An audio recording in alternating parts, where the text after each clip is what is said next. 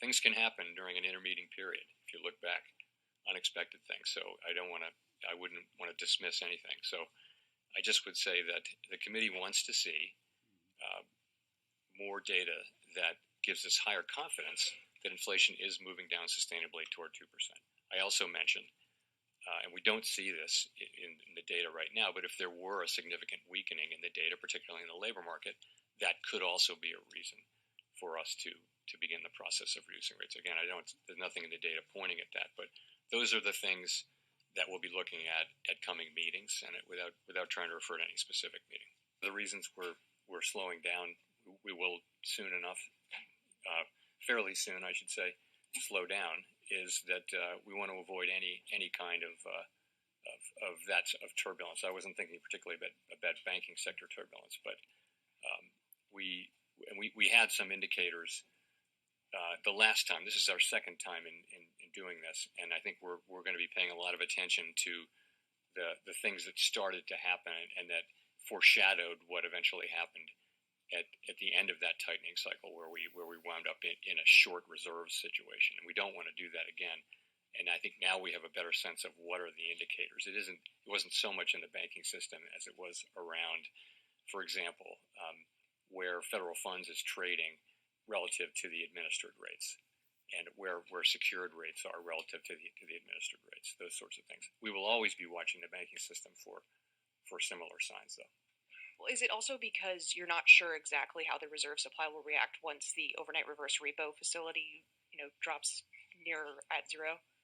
I think we broadly think that once the overnight repo stabilizes either at zero or close to zero, that as the balance sheet shrinks, we should expect that reserves will decline pretty close to dollar for dollar with that. That's what we think. I think we've been pretty transparent on this, but I'll try harder. So we are not getting ready to we haven't proposed, we haven't come to a conclusion that we should propose or anything like that, that Congress consider legislation to authorize a digital dollar. And it would take legislation by Congress signed by the president to give us the ability to do what we think of as a CBDC, which is really a retail CBDC with the public of it. So we're just a long, long way from that. What we are doing, and I think what every major central bank is doing, is we're trying to stay in the frontiers of what's going on in digital finance. And it has many, many different areas. It has applications in wholesale finance, in the payment system, and so we to serve the public. These issues have become very front burner in the last 5 or 6 years. We need to be knowledgeable about all that. So we actually do have people trying to understand things that are, but it's wrong to say that we're working on a CBDC and then we've secretly got a lab here where we've got one and we're just going to spring it on Congress at the right moment. We don't. I haven't at all in my own mind made a decision that I think this is something the U.S. should be doing. I just think it's something we need to understand, and we do have people who are keeping up with that as part of the broader payments landscape. That's how I would characterize it. A large and growing number of countries are steaming ahead with development and deployment of central bank digital currencies. And while crypto assets, including stablecoins, have had their ups and downs, they're not going away. The international payments system needs to be improved.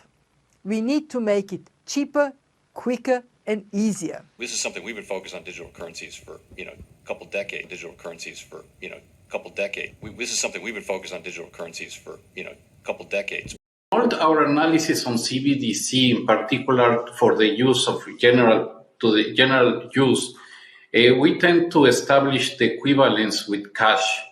And there is a huge difference there. For example, in cash, we don't know, for example, who's using a $100 bill today. We don't know who is using a 1,000 peso bill today. A key difference with the CBDC is that central bank will have absolute control on the rules and regulations that will determine the use of that expression of central bank liability. And also, we will have the technology to enforce that. Those two issues are extremely important, and that makes a huge difference with respect to what cash is. Going to a different economy, and we're going to be learning more about that as we go. But clearly, we're learning that things can be done from remote locations. We're learning that technology can replace people even more than we thought. We're not going back to the same economy. We're recovering, but to a different economy, and it'll be one that is more leveraged to technology. And I worry that that is going to make it even more difficult than it was for many workers. In Silicon Valley, and my friends who work in technology know that what we did to the manufacturing workers, we are now going to do to the retail workers, the call center workers, the fast food workers, the truck drivers, and then even bookkeepers, accountants, insurance agents, lawyers, and on through the economy. So what happened to the manufacturing workers is a very clear sign. And so we'll import Chinese-based CBDC technology. So it's going to be CBDC in a box provided to you by the People's Bank of China. But every stock, every bond, every currency, every commodity, every piece of art, every private business, every piece of real estate will eventually be a token on a blockchain, an entry on a ledger, permanent and immutable. We will have truth instead of trust, and we will save over $7 trillion a year. 6 to 8% of global GDP is wasted by the friction of the trust industry that's necessary when you have dual entry accounting. With triple entry accounting, which is what a blockchain is, we get rid of all of that friction. It's a beautiful future. Like what you see in China and their social credit scoring systems, right? If we get identity wrong, it could be a tool to enslave humanity. And if we get it right, it could be a tool to liberate humanity. And as an American, I'm obviously rooting for the one that's on the side of freedom. Bitcoin is an international asset. And also, I do believe the role of crypto is, it's digitizing gold. I actually believe this technology is going to be very important. Look at it. We have been part of a huge revolution in investing through ETFs. We believe that ETFs will be changing the whole way we invest. Many people still use it as a means, people are investing it for indexing. No, the majority of people who are putting money in in ETFs are active investors that are buying exposure. The entire bond market is being transformed as we talk right now. I believe the next generation for markets, the next generation for securities will be tokenization of securities. And if we could have that distributed ledger that we know every beneficial owner, every beneficial seller, we all have our code of who's buying, who's selling, instantaneous settlement. And think about it, it changes the whole ecosystem. Chinese bank ICBC has been hit by a ransomware attack, and the U.S. Treasury market, as a result of that, has been disrupted. This, according to the Financial Times. We're getting it more right now with Bloomberg's Sonali Basak. Sonali, what do we know? Listen, we have the Financial Times now reporting that ICBC, one of China's largest banks here, was hit with a ransomware attack. And remember, they're a very significant intermediary in the Treasury market. The SIFMA has told its members that this has been part of the reason here that the system is kind of clogged up, if you will, during that auction that we saw a little bit before. The attack had prevented ICBC, according to the Financial Times, from settling Treasury trades on behalf of other market participants. A large executive at a major bank also telling the paper that such a large party on the fixed income clearing corp creates major concerns, potentially impacting the liquidity of Treasury markets. Now, it was not just a poor auction. It was absolutely lousy, and when the dealers have to step in to save a treasury auction, that's a rare occurrence. And very much a traditionalist. I like staying with the dollar. You know that from when I was there. It's make the dollar the choice.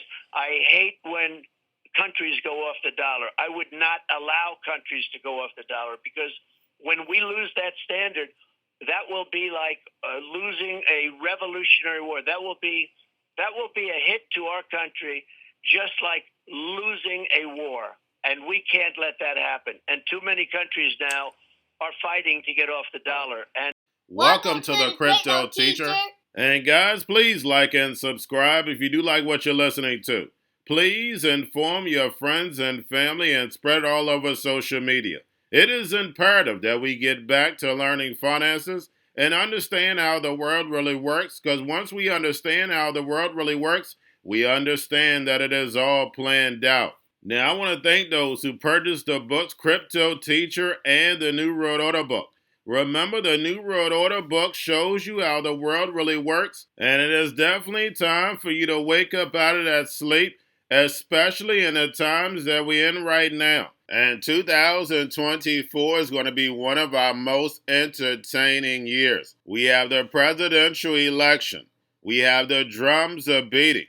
We have the emerging markets going to be flipping the switch on the fourth industrial revolution. Now, we had the Fed signal rate cuts, but remember, guys, they haven't cut rates yet. So like I told you, I definitely see a big pullback in the first quarter. Then the master magician set up a distraction so the Fed can cut rates, and then we move up. And also, guys, I want to thank those who purchased the 3 Kids books. It's time to re-educate. Also, much love to those who donate to the Cash App, Patreon. Much love. Keep it coming. Guys, if you're not a part of the Patreon, make sure you're donating to the channel through the actual Cash App. But guys, this next Bitcoin and crypto bull run is going to be a utility run. So you want to make sure you have the cryptos that have real utility. And much love to those who are shopping at both stores. Keep it coming. And of course, guys, we get into Bitcoin and cryptos first. Don't forget to like and subscribe to the channel. And right now, we have Bitcoin and crypto pulling back, guys. We had Bitcoin and crypto move up because we know we had Jerome in the house. And now that Jerome is gone, we know it's time for that pullback. But don't forget, guys, we're still going to have pumps and dumps, and we're always going to have news. And right now, the big news is that Coinbase is going to bring on Dogecoin, Litecoin, Bitcoin Cash futures. So the casino just keeps getting bigger, and we know they cash out. So we pump at the beginning, dump at the end. It's like clockwork, guys. Now, basically, I'm going to have the Patreon stock premium video out today. And then I'm going to do an actual video, an entertainment video for both Patreons Monday. And then for the stock channel, I'll probably do a video on bonds and yields on how to go to the treasury.gov to purchase, because I never did that video. So I probably will do that on Monday also. But guys, we definitely saw the manipulation in yesterday.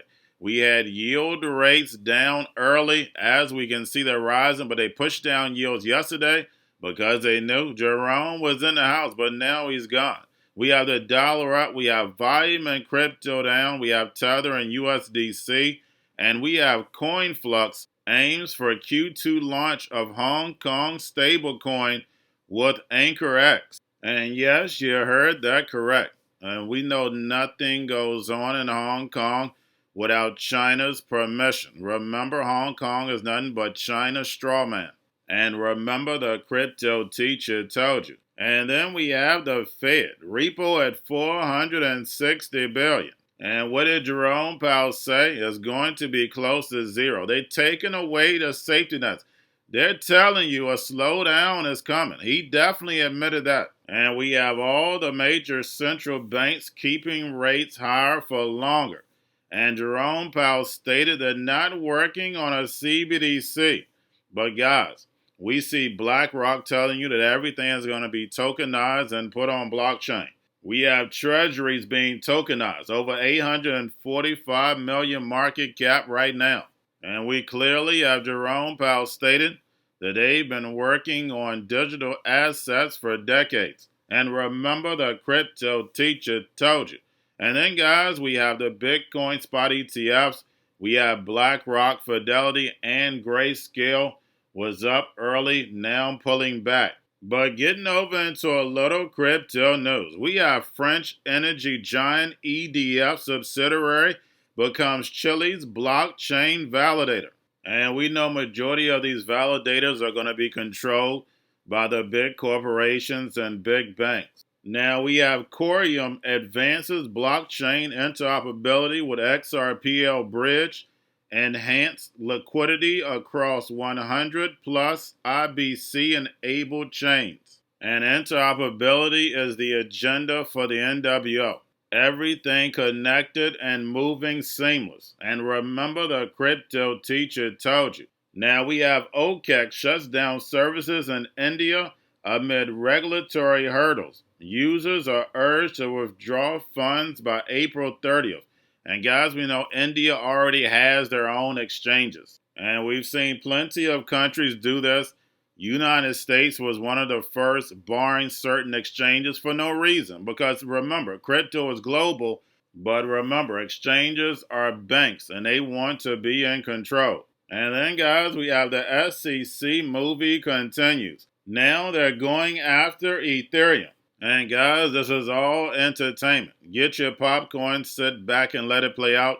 Because Ethereum is definitely going to be the key to this fourth industrial revolution. And remember, the crypto teacher told you. And then lastly, guys, this article states that Satoshi Nakamoto responds to the global financial crisis. But we know the government was 100% behind Bitcoin. It was a perfect plan to get everything moved over to tokenization. They knew that fiat currencies were done, but they had already bought up everything. Now it's time to take the sheep in the virtual world. Remember, guys, if they can download you, they can delete you. Too many people on the planet, the carbon, but we know carbon is life. As long as you understand the plan, you won't fall for the devil's tricks. And remember, the crypto teacher told you, because he knows when it comes to the NWO, it's all planned out. But that's all I have for you. Don't forget about the books, Crypto Teacher and the New World Order book, plus the 3 kids books. It's time to re-educate. Also, new to cryptos, Coinbase, Bitrue, Binance. Do not forget book links and crypto links are in the description. The stock channel, guys. Don't forget to go like, subscribe, spread everywhere. You have your Kobo, your chip stocks, your banking, your gaming. While everybody's sitting at home, get home stocks, the Xrpl, the biotech stocks. And while everybody's at home wishing they were still getting that free money, what are they doing? Drinking and smoking weed. Don't forget about those stocks, and you have a wonderful day. The most powerful person in the world is the storyteller. The storyteller sets the vision, values, and agenda of an entire generation to come. Steve Jobs.